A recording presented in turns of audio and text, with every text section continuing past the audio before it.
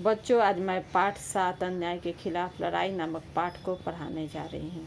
बच्चों, इसमें वाक्यांश के लिए एक शब्द बनाना है। आगे हम लोग ये समझ लें कि वाक्यांश किसे कहते हैं। भाषा में संक्षिप्तता तथा गंभीरता लाने के लिए वाक्य या वाक्यांश के स्थान पर एक उपयुक्त शब्द रखने की प्रक्रिया को वाक्य संक्षेपीकरण कहते हैं। इस प्रक्रिया में कम से कम शब्दों में अधिक से अधिक भाव अभिव्यक्त किए जा सकते हैं। अब चलो निम्नलिखित वाक्यांशों में दिए गए विकल्पों में से सही शब्द छांटकर घेरा लगाइए। जिसकी उपमा ना हो उसे क्या कहते हैं? अनुपम कहते हैं। जिसका अंत ना हो उसको क्या कहते हैं? अनंत कहते हैं। जो कहा ना जा सके उसे क्या कहते हैं? अकथनीय। अच्छे आचरण वाला सदाचारी। अब देखिए प्रश्न संख्या 3, निम्नलिखित शब्दों के लिए दिए गए विकल्पों में से उचित वाक्यांश पर सही का निशान लगाइए। अब देखिए अविश्वसनीय। अविश्वसनीय को क्या कहा जाता है? जिसका विश्वास न किया जा सके। अब देखिए यथाशक्ति। यथाशक्ति का क्या कहा जाता है? शक्ति के अनुसार। अब चलिए शरणार्थी। शरणार्थी किया जाता है जो शरण में आ गया हो। अल्पाहारी, जो कम खाता हो। अतुलनीय, जिसकी तुलना न की जा सके। अब देखिए प्रश्न संख्या 4, मोटे काले शब्दों का स्थान पर वर्ग पहेली में से उपयुक्त शब्द छांटकर वाक्य दोबारा लिखिए। ऊपर कही गई बातें। ऊपर कही गई बातों को बच्चों हम लोग यहाँ देखिए उपयुक्त कहते हैं। अब इसको लिखेंगे उपयुक्त बात याद रखने योग्य है। दूसरा देखिए बसंत ऋतु में प्रकृति की शोभा देखने योग्य होती है। देखने योग्य का दूसरा शब्द हम लोग क्या देखते हैं? दर्शनीय। देखिए बच्चों दर्शनीय कहाँ है? यहाँ ऊपर देखिए दर्शनीय। अब यहाँ हम लोग लिखेंगे बसंत ऋतु में प्रकृति की शोभा दर्शनीय होती है। अब आगे देखो गमेश, जो शरण में आया हो उसकी रक्षा करनी चाहिए। जो शरण में आया हो उसको क्या कहते हैं? शरणागत। शरणागत उसकी रक्षा करनी चाहिए। शरणागत की रक्षा करनी चाहिए। अब देखिए सीता चित्रकूट में पत्तों के बनी कुटिया में रहती। पत्तों के बनी कुटिया को हम लोग पर्णकुटी कहते हैं। सीता चित्रकूट में पर्णकुटी में रहती थी। अब आगे देखो पानी का बुलबुला क्षण भर में नष्ट होने वाला है। क्षण भर में नष्ट होने वाले को बच्चों क्या बोलते हैं? देखिए क्षण भर में नष्ट होने वाले को क्षणभंगुर कहते हैं। तो पानी का बुलबुला क्षणभंगुर है। अब आगे देखिए प्रश्न संख्या 5, निम्नलिखित वाक्यों में आए मोटे काले शब्दों के लिए दिए गए विकल्पों में से उचित शब्द चुन कर लिखिए। उसकी बात की कोई उत्तर न देख सकता। तो सब हो गए, क्या हो गए? निरुत्तर। ख नंबर, जो आकाश में विचरण वाला है वह है, उसे क्या कहते हैं? नभचर। वह नभचर है। इस संस्थान में छात्रों के रहने वाले स्थान भी है। सभी छात्र डैश में है, उसे क्या कहते हैं? छात्रावास। जो इतना कम खाता हो उसके साथ दावत में जाना बेकार है। अल्पाहारी। जो इतना कम खाता उस अल्पाहारी के साथ दावत में जाना बेकार है। अब देखिए निम्नलिखित वाक्यांशों के लिए एक शब्द लिखिए जिसका भाग्य अनुकूल न हो। अभागा। मर्जी के अनुसार। मर्जी। विशाल हृदय वाला। उदार। जिसका कोई अपराध न हो। निरपराध। अनुकरण करने योग्य। अनुकरणीय। अब देखिए अब देखिए नीचे लिखे वाक्यों में किसी न किसी प्रकार की कोई अशुद्धि है। वाक्यों को शुद्ध रूप में लिखिए। कल माताजी आ रहे हैं, इसका सही शुद्ध रूप होगा कल माताजी आ रही हैं। अब देखिए मैं आपका दर्शन करने आया है, मैं आपके दर्शन करने आया हूँ।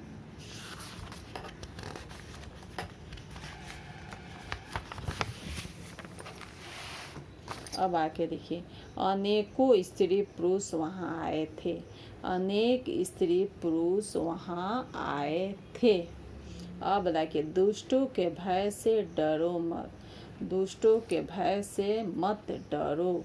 अब देखो उसे लगभग पूरे अंक प्राप्त हुए, उसे पूरे अंक प्राप्त हुए। अब देखिए करीम देखने गया है सिनेमा, करीम सिनेमा देखने गया है। अब आगे देखिए एक गीतों की पुस्तक ला दीजिए, गीतों की एक पुस्तक ला दीजिए। अब सुन देखिए कृपया हमारी बात सुनने की कृपया हमारी बात सुने। यहाँ ताज़ा फलों का रस मिलता है, यहाँ ताज़ा फल का रस मिलता है। अब आगे देखिए रोगी को काट कर सेव खिलाओ, रोगी को सेव काट कर खिलाओ। अब देखिए निम्नलिखित विकल्पों में से सही विकल्प शुद्ध वाक्य को छाट कर सही का निशान लगाइए। यहाँ लोग ईमानदार और उदार रहते, इसमें सही होगा। सबसे पहले 4 है ऑप्शन, इसमें सही होगा यहाँ लोग ईमानदार उदार रहते हैं। अब आगे देखिए दूसरा में नेताजी ख में तीसरा जो है नेताजी भाषण दे रहा है, इसमें सही होगा दूसरा भाषण दे रहे हैं नेताजी, ये दूसरा सही होगा। तीसरा देखिए ग में सही होगा हमारे राष्ट्र में भ्रष्टाचार देखकर मुझे बड़ा दुख होता है।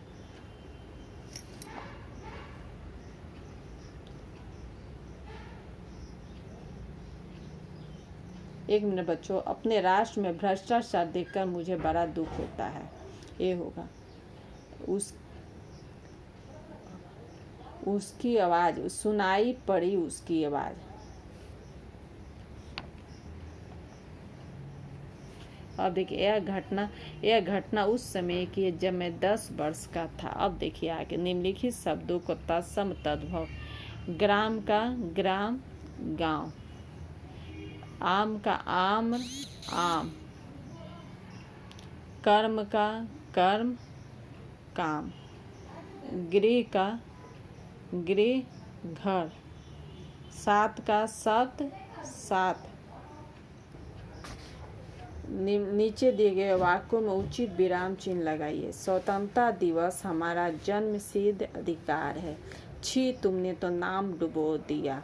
देखिए यहाँ होगा विस्मयादि बोधक, छी तुमने तो नाम डुबो दिया पूर्ण विराम। गणतंत्र दिवस के परेड में बच्चे अल्पविराम स्त्री और पुरुष सभी एकत्रित हुए पूर्ण विराम। माता जी बोली अल्पविराम दोहरा उद्धरण चिन्ह मैं आपके साथ चलूँगी पूर्ण विराम बंद दोहरा उद्धरण चिन्ह बंद।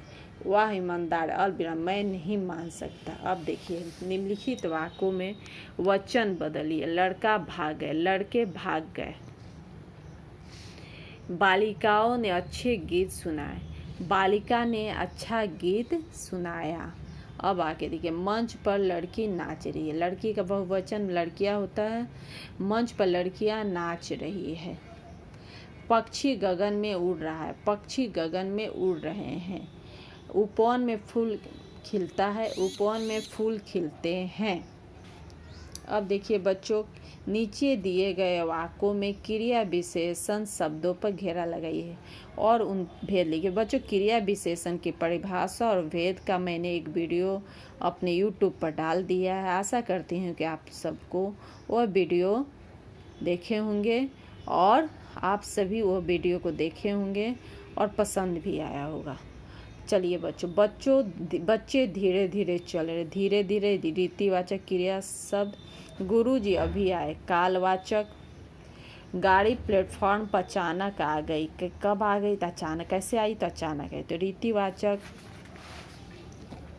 मैं जितना खाता हूँ उतना मोटा होता हूँ, परिमाणवाचक जितना उतना।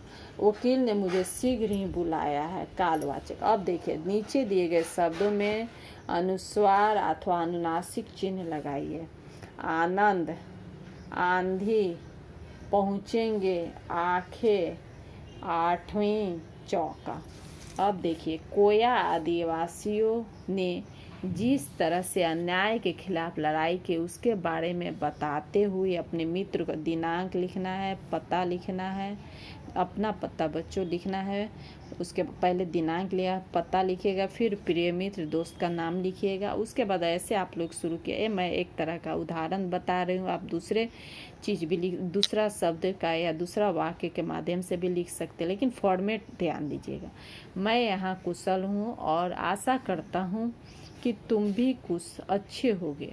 आज मैंने ज्ञान सागर पाठ्य पुस्तक में अन्याय के खिलाफ लड़ाई नामक पाठ पढ़ा।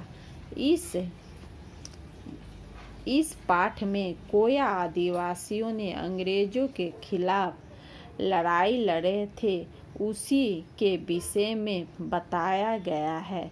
कोया आदिवासियों के नेता का नाम था श्री राम राजू। कोया आदिवासियों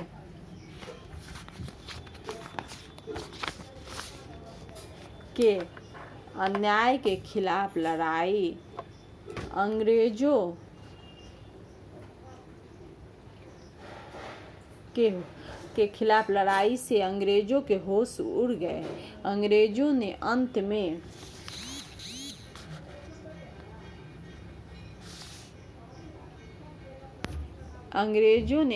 में श्री राम राजू को मार डाला, लेकिन यह लड़ाई अंग्रेजों को एक सबक सिखा दी। अंत में मैं पत्र को समाप्त करता हूँ या करती हूँ, जो लिख सकते हो, तुम्हारा मित्र, फिर नाम और पता। तो बच्चों इस तरह से पत्र होगा। आप दूसरा भी लिख सकते हैं, मैं एक उदाहरण के रूप में आप लोग को बताई हूँ। धन्यवाद। मैं पाठ 7 यहीं पर समाप्त करती हूँ और आशा करती हूँ कि बच्चों पूरा पाठ आपको समझ में आ गया होगा। धन्यवाद।